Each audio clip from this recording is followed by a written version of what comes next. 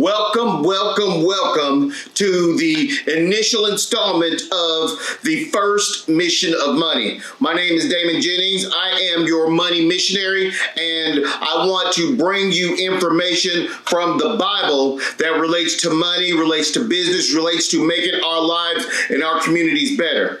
Now, I say this is the first mission of money. I don't want anybody to think that since I'm relating the Bible to current issues, that this is a religious podcast. This is not religious. This is using tools that are out there, and the Bible is a very big tool for us to use to make our lives better. So we need to analyze and see what the Bible says about certain things to make our lives better. That's what's done with traditional religion. And the religion of money is no different. You have to study it. You have to understand it. You have to be wise with it. And these things are talked about numerous times in the Bible. So the mission is to teach my community, teach my people about what the Bible says about money, what the Bible says about business, about how to grow our lives better using the principles that we already have in us.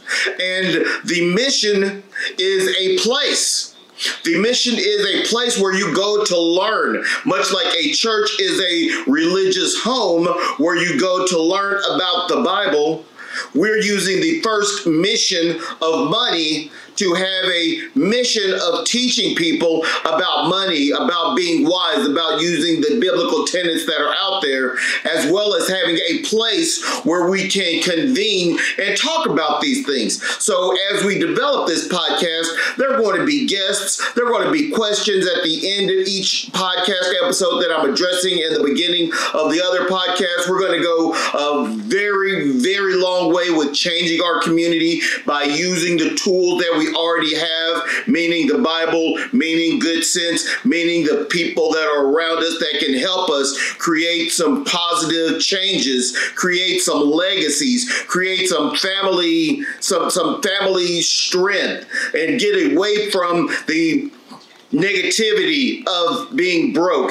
Get away from the actions of things that happen when you don't have money. Get away from just believing that one job with one income is going to be all you need for your lives, because there are forces out there telling us things that we don't need to believe, telling us things that's beneficial for them and not for us. So if you are religious, you may call it the devil. I'm not going to put any name on it, but there are forces out there that are keeping us from learning and using the tools that are out there for us. And the first mission of money, your money missionary, is here to connect the dots, bring this information to you, tell you what God said about money in the Bible, what Jesus said about business. Maybe you don't realize it, but Jesus was a businessman.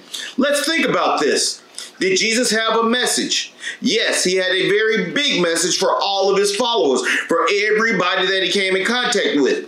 Did Jesus work alone? No, Jesus didn't work alone. Jesus had 12 franchises to help him spread his message. So when Jesus was over here, he had a franchise open here, open here, open there. And if you think about modern businesses have multiple outlets so they can serve people in many different places. So the Bible is a great place to start thinking about how money works, what we need to do with money, the conversations we need to have about money, why we need to have these conversations. Because if we don't have it, life is very, very, very difficult. And there will be some of you that are going to say that the Bible tells you that money is the root of all evil. And that is simply not true.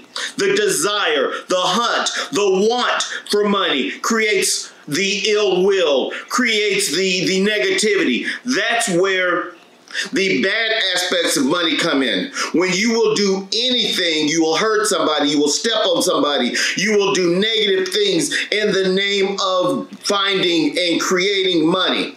So we want people to understand that the Bible is here to teach us about money, about being smart with money, about not thinking that money is evil, opening up the conversation about money. Because in a lot of our households, we do a lot of talk about the Bible and what God says, but we don't talk about the Bible and what God says about money, about taking care of family, about creating generational wealth, about decreasing generational bad decisions, generational poverty. We're not here to be on our own for today. We are here to plan for tomorrow, and tomorrow's tomorrow. My children's children are supposed to be set up by the things that I'm doing today. But if I don't understand money, if I don't have the knowledge, if nobody's teaching me, then I cannot set up my tomorrows. And generationally, we fail. Generationally, we're in the same place that we were previous generations, and that is terrible. Our society, our community, our people, our families need to know these tools that are out there so we can create the legacy that we want for ourselves. We can create the passing down of treasures, of knowledge, of prosperity.